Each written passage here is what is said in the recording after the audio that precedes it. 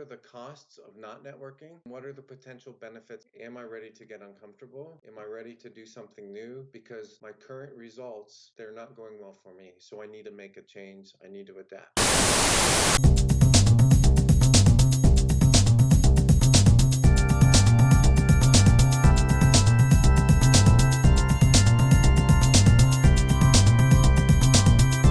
Yeah, so welcome to HR Talent and Insiders.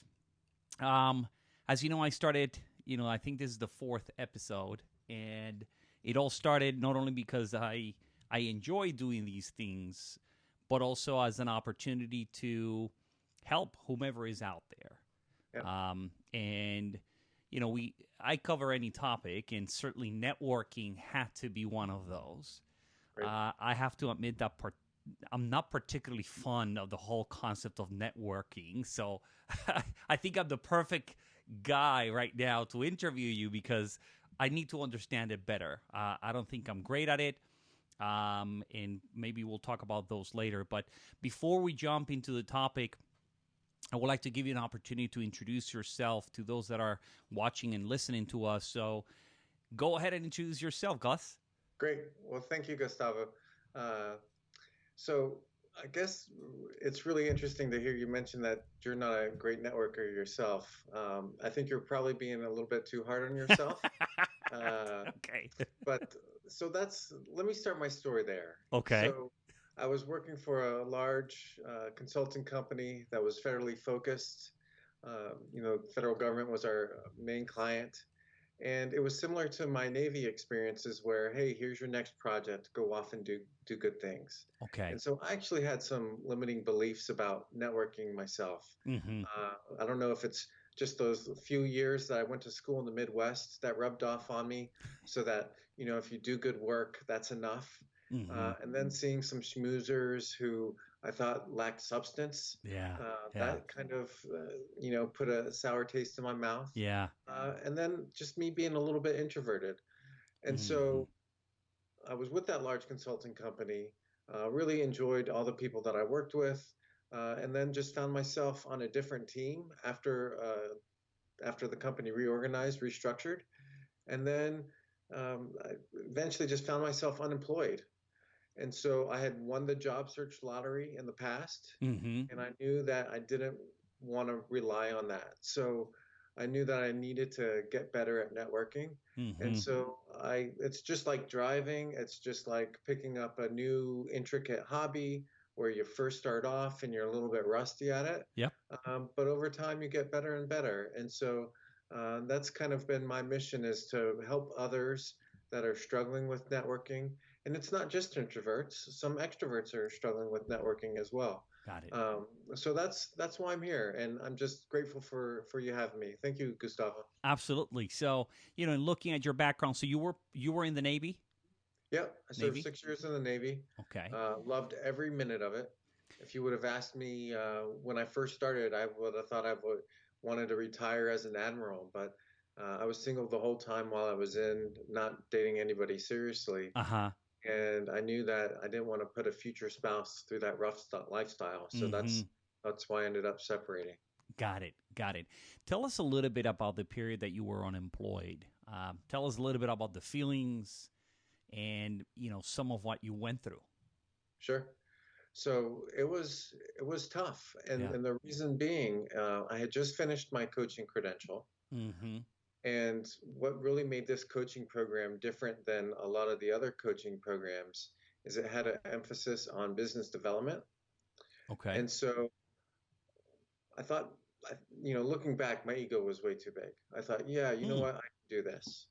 And so I was kind of in straddling both worlds, if you will. So part of me wanted to, hang my own shingle out there. Yeah. The other part was, well, I need to provide for my family because, there's nothing certain. And I certainly didn't have the financial means to go several months without bringing in income. Wow. So it was rough. It put a real strain on family life. Mm-hmm. And ultimately, I knew that I had to put my dream aside temporarily. And so what I tell people is, uh, not now doesn't have to be not ever. Okay. And I really think not only is it important to reach for the stars, I still advocate that, but make sure you have your feet planted there as well. And so those are kind of the big themes. But if you look at the day to day of, all right, what where do I spend my time? How do I what jobs do I apply for? Where do I spend my time networking? So that's all when I was going through those, and it was stumbling. It was hard, and a lot of it was because I didn't have my clear career mission statement defined. Got it.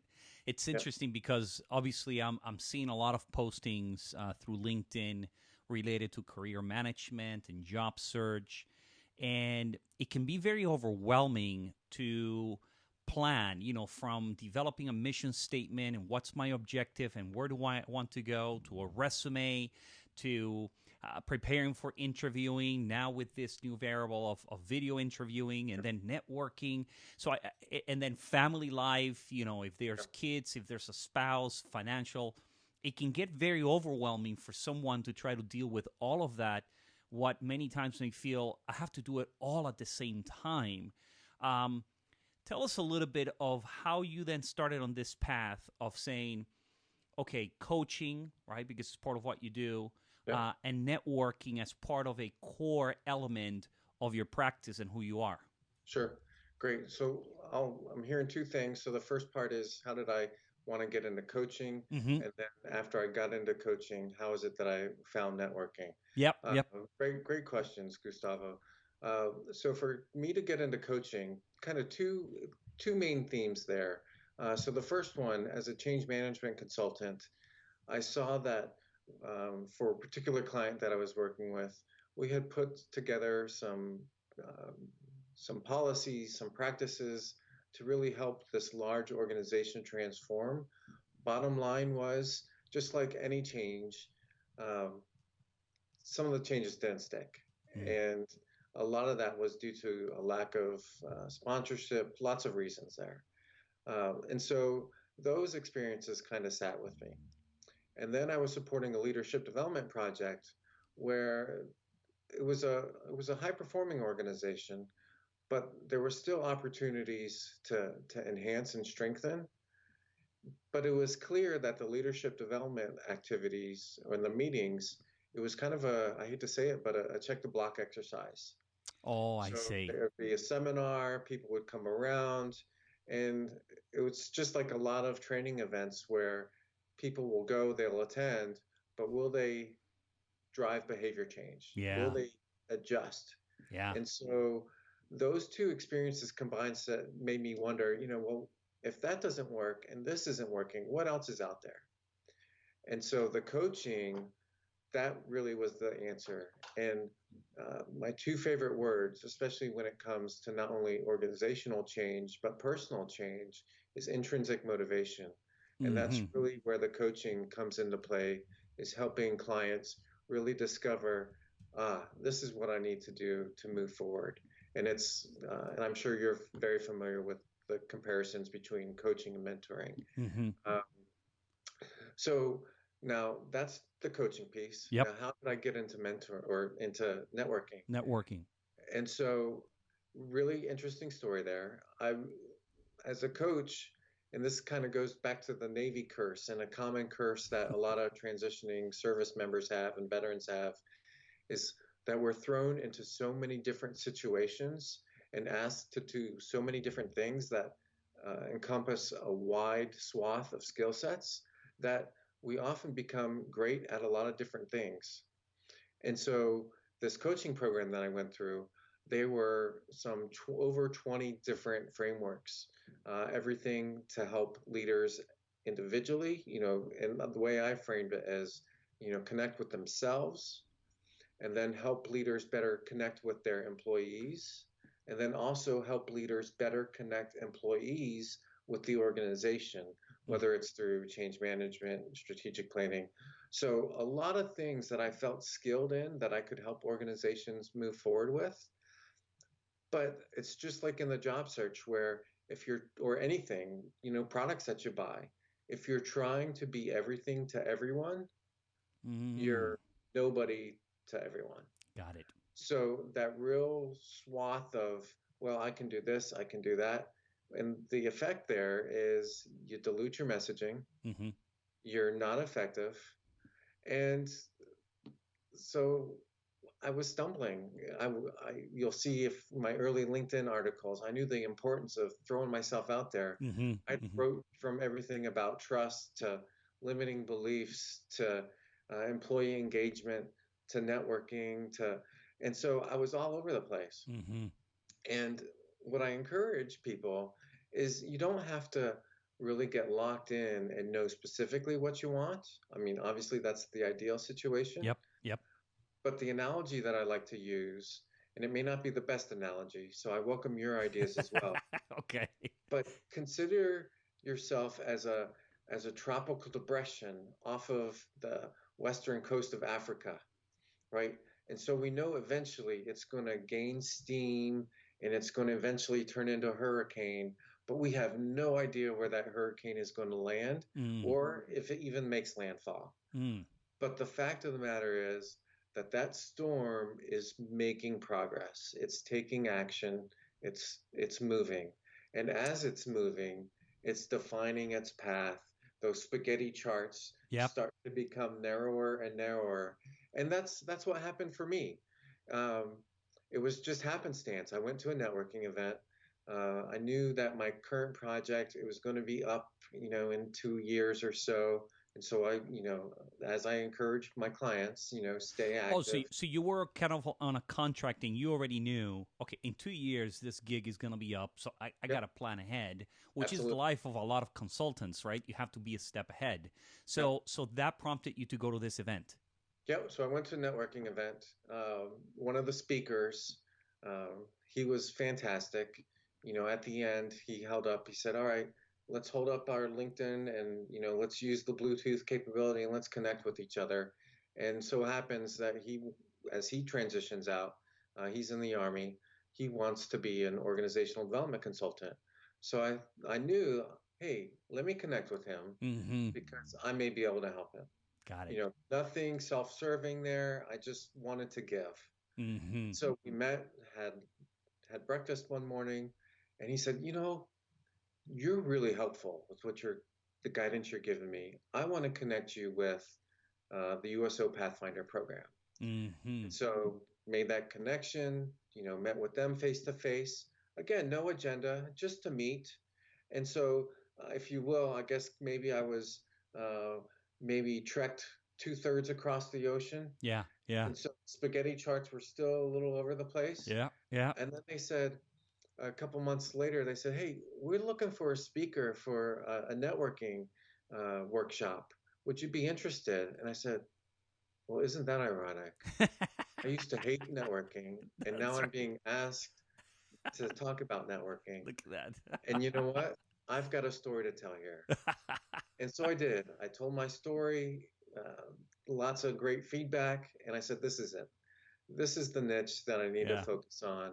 And it was just a lot of clarity. And so that's Mm-hmm. why I really nudge and encourage people to really define what your career mission is.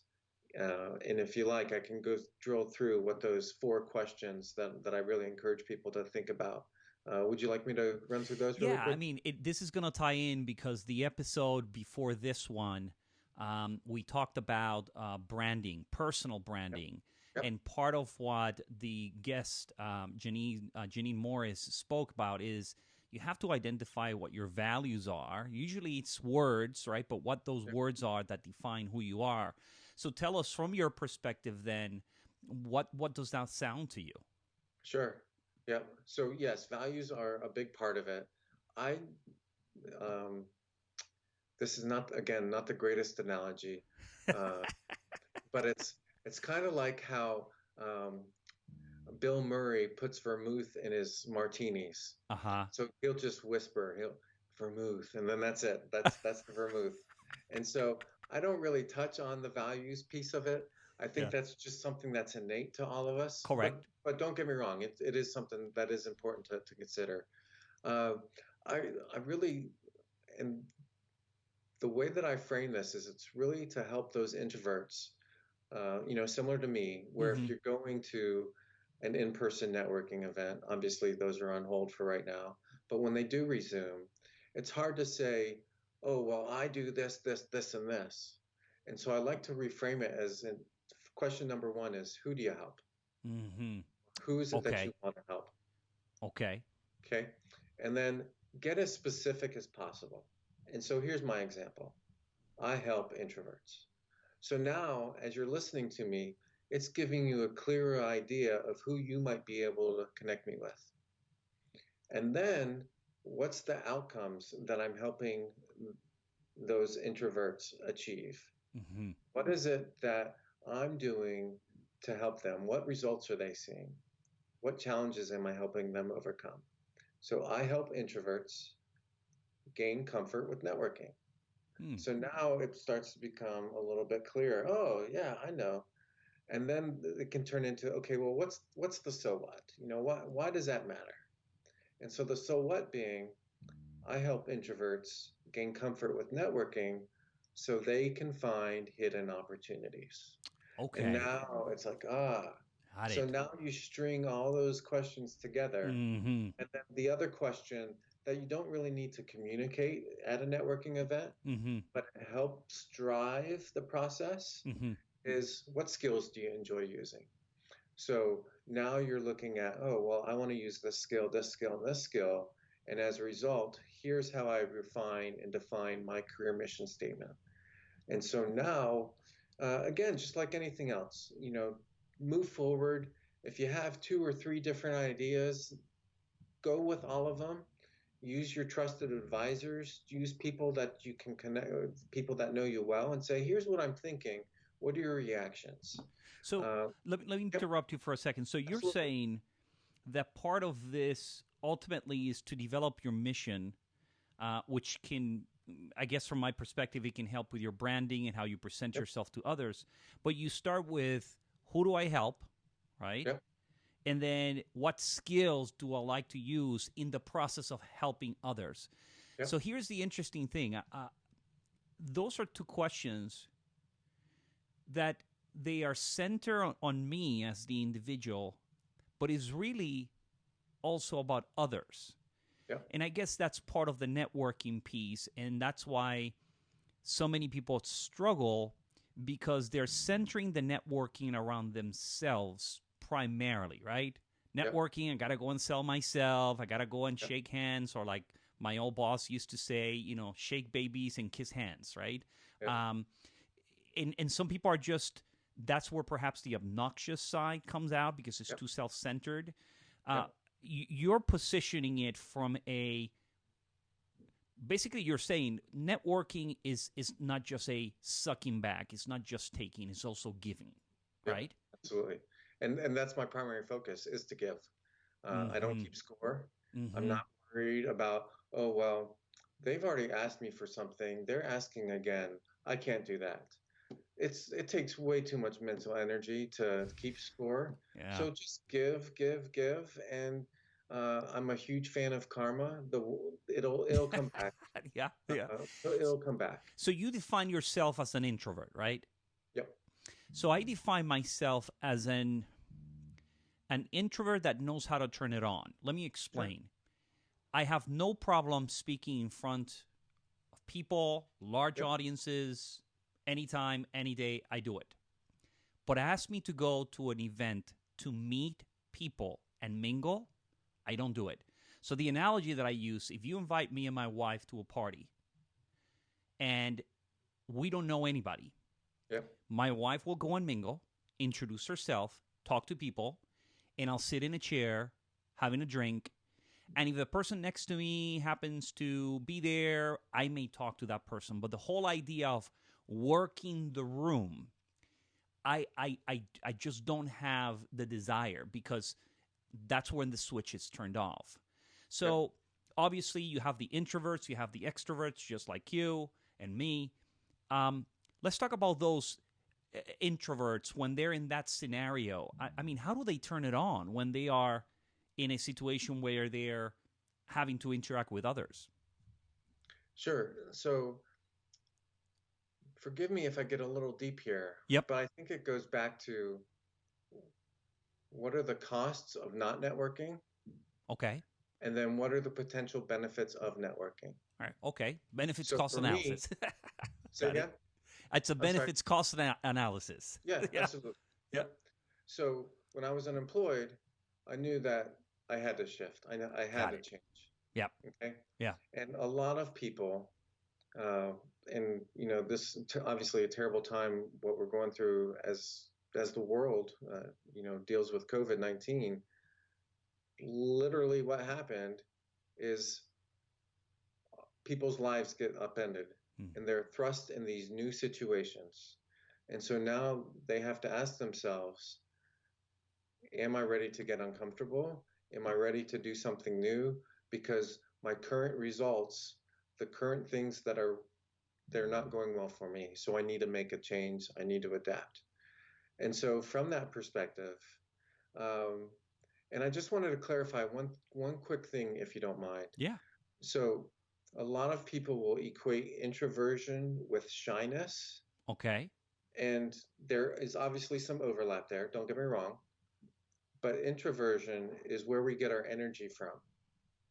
So we get our energy from being by ourselves, by Mm-hmm. being alone. Mm-hmm. And so I'm the same way with you. I'm perfectly comfortable facilitating classes, public speaking, engaging with people, even going to networking events, um, where I do turn it on. But what happens afterwards? Got it. I'm wiped out, Yeah. right? I'm Yeah. drained. So I can perform in those situations. And I guess that's my suggestions for people is you can be yourself. Mm-hmm. Mm-hmm. You really don't have to be somebody else. You don't have to be that pushy person. And in fact, it really benefits us because the other tip that I want to share is really just asking questions because it a lot of people are uncomfortable or awkward. And so if there's that little bit of silence, they may kind of close up and That's well, I yep, go the opposite way. When that gap of silence is there, yep, I just continue talking because I feel so awkward about it. yep, Um, but yeah, it's again, it's going back to the concept that networking, yes, it's about connecting with others. Some may say the elevator pitch, but you're centering it also around giving, helping, asking questions, which yep, maybe for some people it's easier. Like yep, I think if I started to practice that much more than being so focused on talking and how do I feel I got to say something interesting versus just being there asking questions. I actually need to try that next time because I think it's a different paradigm of looking at it, and perhaps my comfort or discomfort with the process may yep, shift and say, okay, I'm simply here asking questions, getting to know the other person versus yep, I gotta say the right thing. I gotta ask the right question. yep, absolutely. Do you mind if I give you a challenge for Yeah. your next event? Yes. So play detective. I Okay. want I Okay. want you to find out what you have in common with the people that you're interacting with.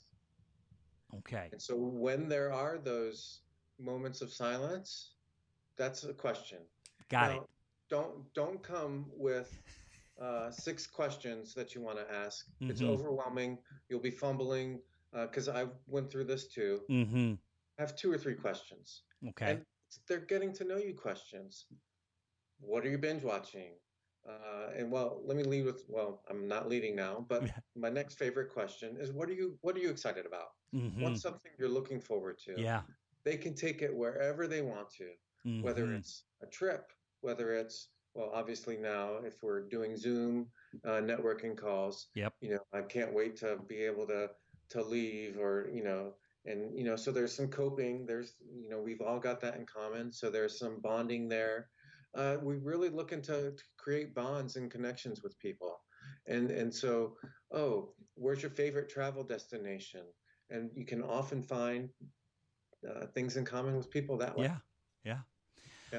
So I asked you, in preparation for this, I asked you to give me some of the do's and don'ts of Yeah, networking. And let's start with some of the don'ts. You say have too big an ask up front. What do you mean? sure. So um, let's use a dating analogy, Mm-hmm. right? So if you meet, someone you're interested in for the very first time, you're not going to stick your tongue down their throat after knowing them for 5 minutes. At least you shouldn't be doing that, At least right? Uh, in general, some people may like it, but in general, I get your point, yeah, right? It's like yeah, you don't ask for marriage on the first date. Although I did that, I have to admit. And that's why dating was not. Thank God that I found my wife, right? But I get it. Okay, that's too much of an ask, right? So perhaps you know asking for that introduction to the hiring manager or to the department head right off the bat is probably not. You have to feel the room, right? There's a little bit of gamemanship. You have to feel the room. Is it yeah, appropriate, right? Do I do it now? Do I wait? You're saying if it's too big of an ask, wait. yeah. Okay. And it's not a black or white type of rule. It's Mm-hmm. just like you said, you got to read the situation Yep. and understanding that people are different. Mm. Some people are direct Yeah. and looking forward to, hey, I'm here to get something. I'm here to help you. Let's do it. I And gotta if get that's that the case, analogy of the tongue of my head. sorry, Gustavo. That's Um, right. I, No, I, I just feel that right now the obnoxious person is the one that is just trying to stick the tongue right there, and you're like, listen, buddy, step yeah, back, too forward, yeah, too quick. right. And so we've seen that, right? You've seen the people that are at a networking event. Uh, they're literally their goal is to hand out as many business cards as they can at the event Yes. and then leave. And so what do we do with that business card? Oh, thanks. Yeah. And then Put it in you your either pocket. leave it on the table or you do put it in your table Yeah. and you're like, oh no, that's No, and then you throw yeah, it away. yeah. Okay. So, it's about building relationships, Mm-hmm. but being, using our judgment to see where that relationship goes. Mm-hmm. And I'm an open person. So I may say, hey, you know what? I appreciate you asking, what I need. Uh, this may be a little bit too early, so I don't want to do anything that's uncomfortable for you. Mm-hmm. Mm-hmm. But here's what I'm interested in, Got it. and so I'm interested in this. Got it. And then the next part of the formula is an open-ended question. Mm-hmm. A lot of us will use closed-ended questions. For example, do you know, or are there any? When we hear closed-minded questions, we automatically, not always, but typically will default to no, Got it. because we don't Yeah. want to go back and search through our brain to find an answer. Yeah. But if we reframe it and say, what two people do you think I should connect with? Now I that see. turns into, oh, what two people? Here's their mission. They're looking at these type of companies. Ah, I know who I can connect them with. Got it. So now that connection happens. Now you're building that introduction. And by asking questions about the other person, that tells them that you're trustworthy, that you're engaging with them. And it's those small things. It's repeating back what they shared so that you're showing that you are listening. It's using your body language, so even if there is that other person that, yeah, you want to talk to, and so our natural inclination may be to we want to shift our body so that we can escape to them. Yeah. Yeah. Put your attention on the person that you're talking to. Use your body language to be, centered, like they're the only person in the Yeah. room. And Just like you and would do in an interview, right? In an interview, if I have three people, I would focus on the one that is asking the question primarily. I may make eye contact with the others, but I wouldn't necessarily just walk away and start talking to the other person and leave the person hanging. Um, okay. You talked about try to keep score. We got that one. What about you say here, make assumptions people won't want to reconnect? What yeah, do you mean by that? sure. So let me just use a recent example here. So whether it's former colleagues or people that you met maybe 2 or 3 years ago, but you haven't stayed in touch. Mm-hmm. And so, but maybe they're aligned with what your career mission is, and Yeah. so maybe they can help you. And let me just touch on that real briefly. So my big foot stomper here is I want people to be selfish in their strategy Mm-hmm. and selfless in their personal interactions. So Okay. it goes back to that mission statement. Know what you want to achieve, what events, what people, what organizations can help you get there. And then as you're on that path, being selfless. And it's not to, trick people or fool people or, to get what you want. It really is just to say, okay, here's where I'm going. So Hmm. I think I got off track a little bit. No, no. I like that analogy. I have a friend, a very good friend, who enjoys podcasting. Okay. He's from Puerto Rico, and when I wanted to start doing this, he immediately told me, "Here's what you can do. Here's the camera. Here's the how you do the video." And even yesterday, I was recording with another guest, and prior to it, I called him and I say, "Hey, I'm having an issue. Can you help me troubleshoot?" Yep. So he's very selfless in that regard. He's selfish in the Yep. sense that he loves this and that's what he wants to do. But Yep. he's selfless in the sense that if you want to do it too, I'll help you. Versus Yep. saying, nope, I'm not going to help you because you're my competitor or whatever other reason. So I think it's a good analogy of saying being selfish in the strategy, in the planning, and the defining. Because yes, it's about you, but Yep. be selfless in the sense that you may be doing things for others, and maybe it's not the right time for that individual to do it for you, but maybe later on. And this is where karma comes into Yep. play when you said that Yep. you know believe in karma. Got it. Okay. Got it. Oh, and I do recall where we were. If you want me to go back Yep. to that if you Yep. like. All right. So to reconnect with people, we Mm-hmm. may assume that, well, they're going to know that I need something, or, it's just been too long, and therefore I'm uncomfortable asking them. And Mm. so, again, I'm an open person. Yeah. I say, hey, you know what? Well, the specific person that I have in mind, it was about 3 years ago that I lost contact with them. It was when I had started coaching and helping service members and veterans with their transition. And she had a LinkedIn group, and I had lost connection with her. And it had probably been 2 or 3 years. And I said, you know what? She would be helpful to me. Mm. So I don't know what she's thinking about me. Let's test that assumption. And so I reached out to her and I said, hey, I know it's been a while. Forgive me. Here's where I am. I'm just really looking forward to reconnecting, seeing what you're interested in, see if there's anything that I can do to help you. We reconnected. We've had a couple of phone calls since then, and there may be some future uh, collaboration down the Yeah. road. So you never know. Yeah. And Yeah. so, and the other thing about assumptions is that's even true with maybe new connections or people that we want to meet. That fear of rejection may keep people from reaching out. Um, the answer is always no unless we ask. And Yeah. so, and if they Yeah. don't ask or if they don't respond, people will say they'll be inward focused sometimes then. And that actually, I want you to flip it and be externally focused and have compassion for that person because we don't know what's going through with their life. Yeah. It could be that they're having family troubles. It could be their job is really stressed out. It could be they got in a car accident. Who knows? We don't know what's going Yeah. on with them. Yeah. And so we don't know why they didn't respond, but that's okay. Put your energy into where it's appreciated. Yeah.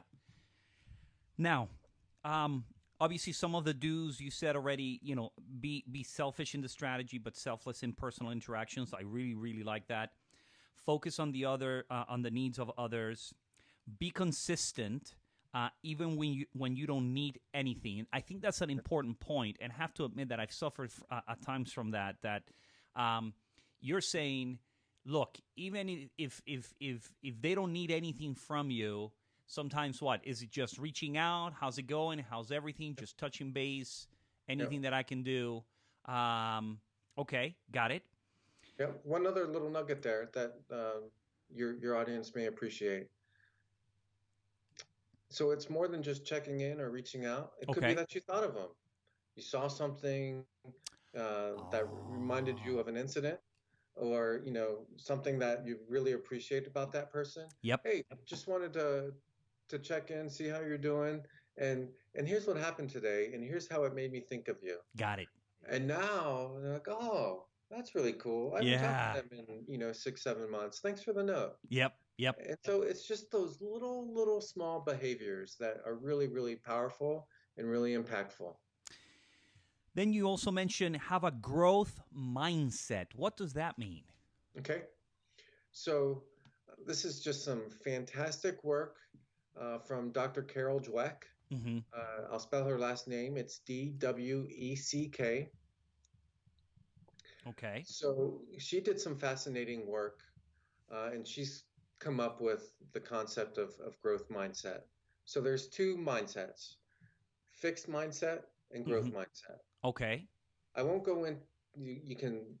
She's got or she's done a TED talk, lots of great research on it. But bottom line is, those that have a fixed mindset believe that you either have it or you don't. So, for example, the leadership question: you're either Mm-hmm. born a leader or you're not. Crap. Okay. It's crap. You may not be a leader now, but over time, you can develop and grow into being that leader. Mm-hmm. And so Mm-hmm. you apply that anywhere. And so some key themes that are also important with her work is there is no failing, there's only learning, right? So if people feel like, oh, well, I can't launch a business because I'm going to fail at it, Yeah. or I can't take on this task because I may not do well and I may I I may be perceived differently. Mm-hmm. But if you're stretching yourself and you're growing from it, why not do it? Mm. So that's the distinction between fixed and growth mindset. Got it. Got it. Okay. Now, um, so obviously networking is changing now, particularly because of the coronavirus pandemic. Here we are, right? Yeah, Would you consider what you and I are doing networking, absolutely. right? Absolutely. Yeah. So, what So, are the forms of networking that exist? Because people ultimately think of networking as going to a gathering with a group of people where you have to, in a way, market yourself. yeah. But I guess that's one form. What other forms are out there? So online is a fantastic form. Obviously, the big E is LinkedIn, of course. Yep. Yep. It could be other ones. It could be hobby based. Uh, Mm-hmm. Oh, I'm that's just right. coming up with some examples. Somebody in my contact, in my network, uh, she sells llama yarn, and so or alpaca yarn. And so she's got a whole alpaca yarn tribe. It's connecting with them, and Mm-hmm. investing time in her virtual network. It's uh, whether it's organizationally based, so whether if you're in the healthcare industry, or whether you're in the defense industry, or whether you're in the hotel industry like yourself, Yep. Yep. uh, so functionally or organizationally wise there, or market wise, is one way. Another way, of course, is your functional skills. So as a HR leader, you can focus in there, whether you're an accountant, an electrician, a coder. There's other things. It could also be about something that you're interested or curious about. Whether it is, hey, oh, let's see. Maybe you want to start raising tigers because you thought, you've just been watching Netflix and realize that's a good way to go. So you want to call up Carol and get her tips. You know, you never know. Um, Call but yeah, Carol, so pick up the that's phone. Yeah, is yeah. that helpful, Gustavo? Yeah, I tell you, I mean, I like the idea of organizing it organizationally, functionally, in terms of interests and hobbies. I guess your circle of friends, in terms of just Yep, personal relationships that you have that sometimes lead to meeting other people and have nothing to do with the organization or the function, and just happen. So I like the fact that that you've presented it that way, um, yep, and the fact that we obviously we interact a lot through LinkedIn, but how that networking is probably also applying through Facebook or Twitter or other mechanisms of social yep, media that at the end of the day is a way of connecting with people.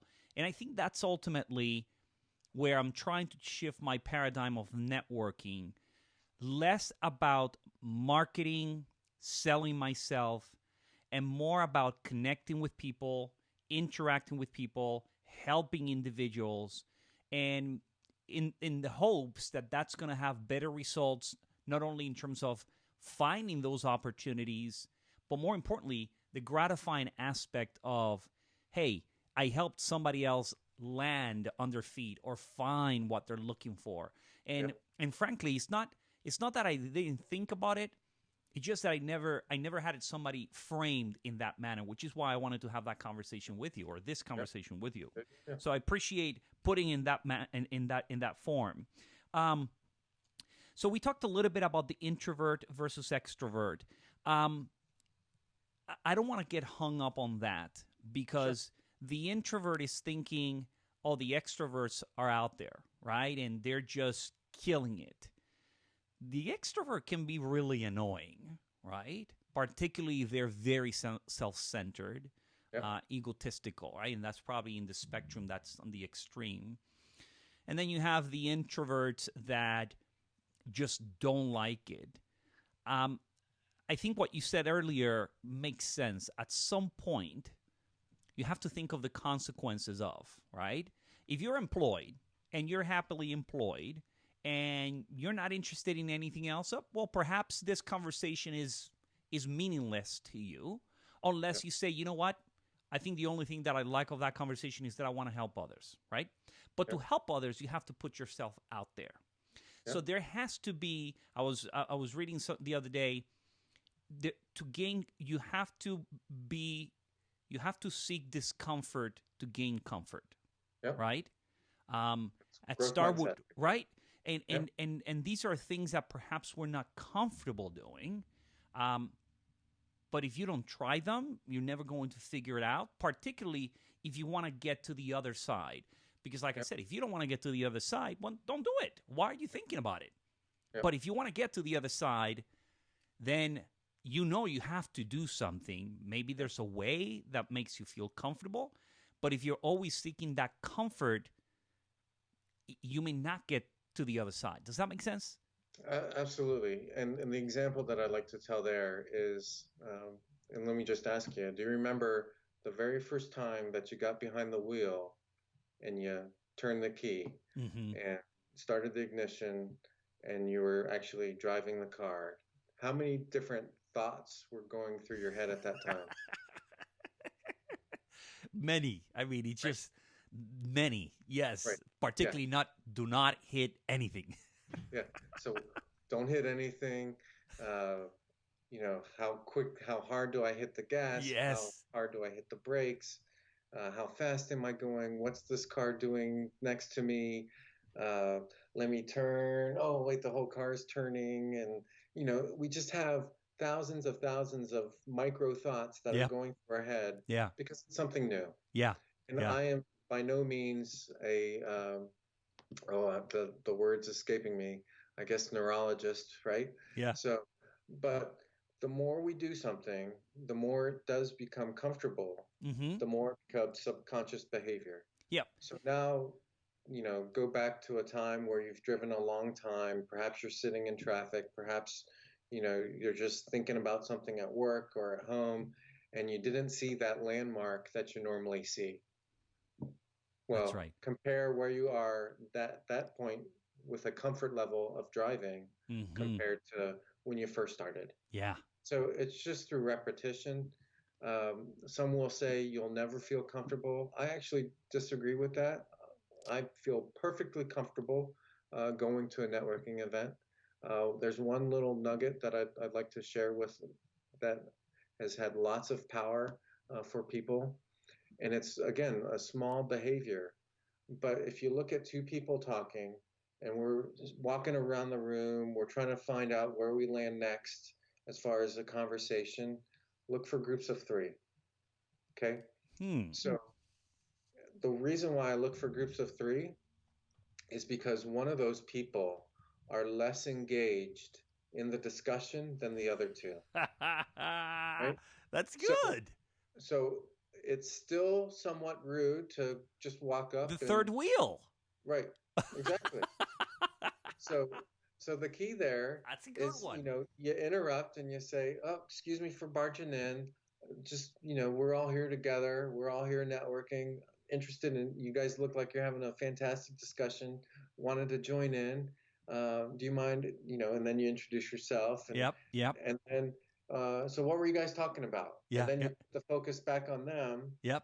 and then you can sense, all right, who isn't talking? Mm-hmm. And then now you shift, and now you've got your one-on-one discussion with them, and now you're good to go. Because that's the one thing that I'm still very uncomfortable with to this day is I'm such a listener that if there's two people talking, they're talking. I don't want to interrupt them. Correct. Correct. So so I just find groups of three. So that's Yeah. just one of the small things that I do to help people feel comfortable about networking. Really, really like that one. Never thought about it that way, but the third wheel, it does make sense. Um, all right, so let's go ahead and finish up here. So, um,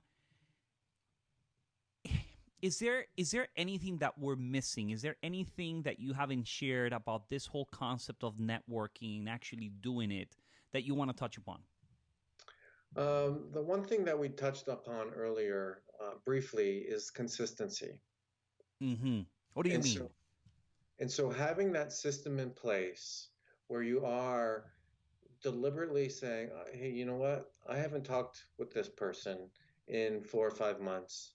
Let me just reach out to them.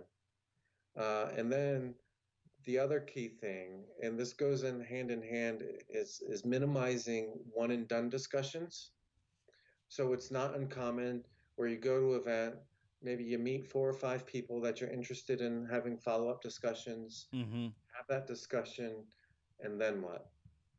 So some people find it awkward. Okay, well, how do we know if there's anything there or not?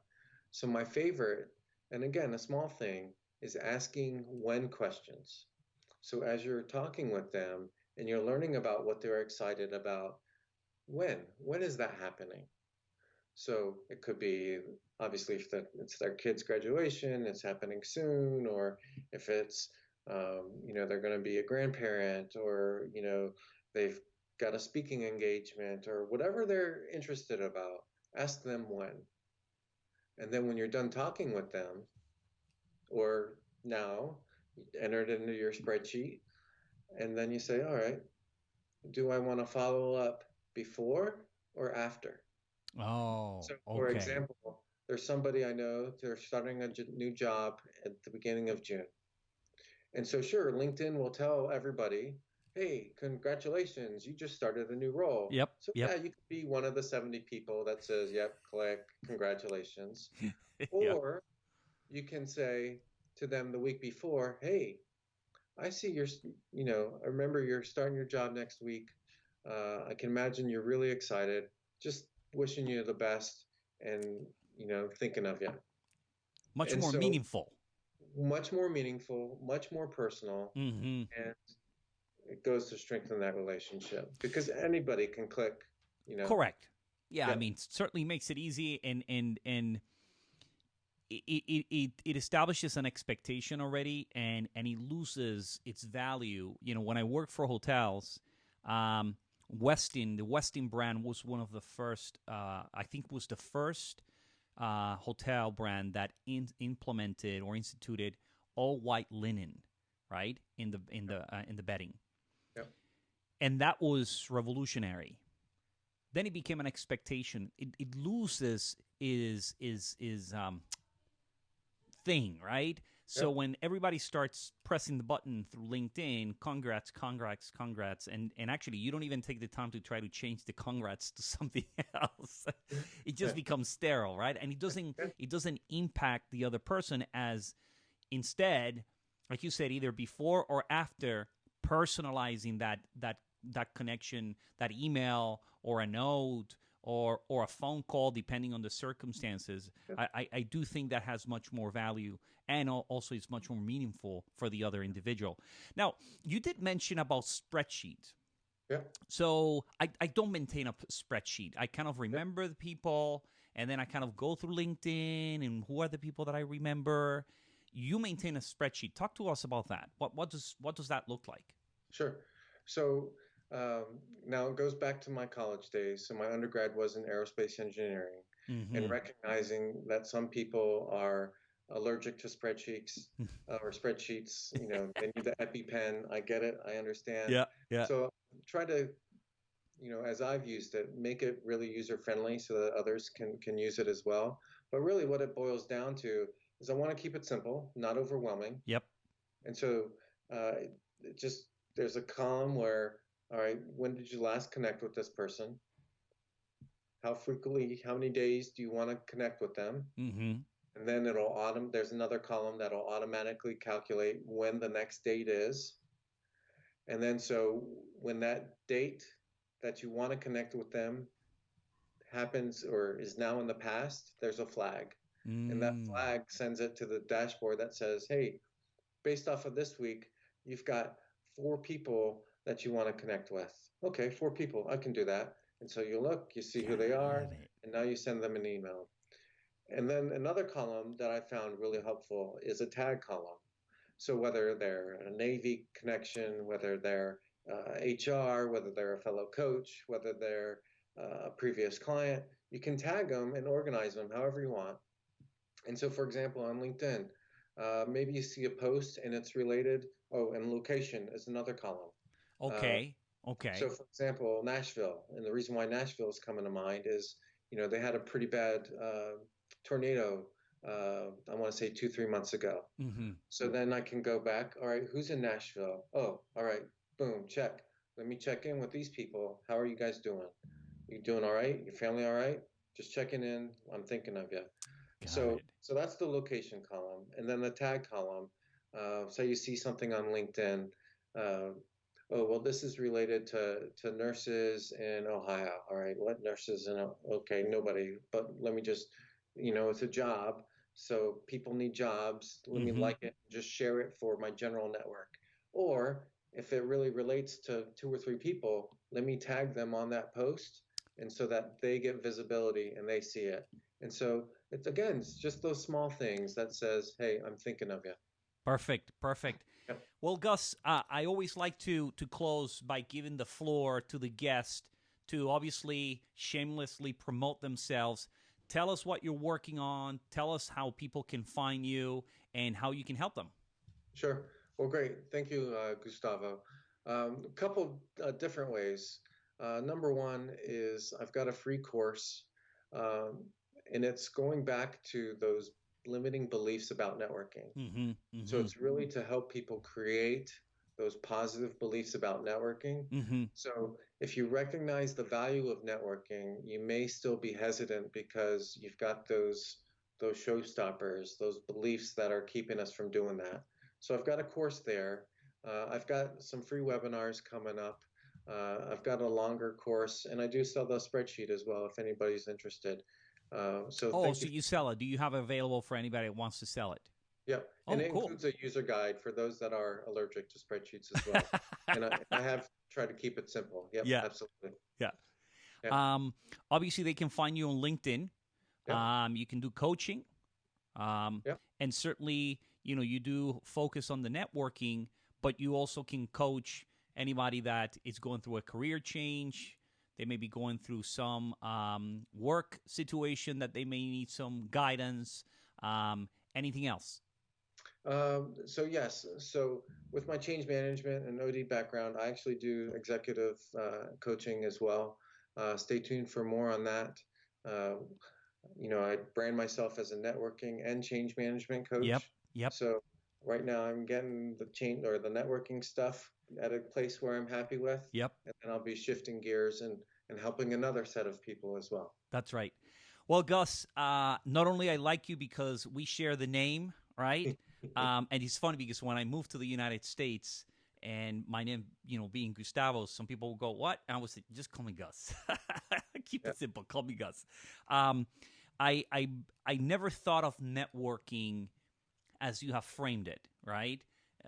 Like many, I probably thought, oh, I just gotta go and mingle and talk to people, and I just don't like it. But I think you have framed a lot of it in a manner that hopefully people can gain more comfort when they're going out there, particularly if they want to have a career change, land a different job, yep, perhaps even gain a promotion within their jobs. So I really appreciate you spending time with me, the information that you shared. And yep, as always, we'll continue to connect via LinkedIn and, we'll continue to help each other.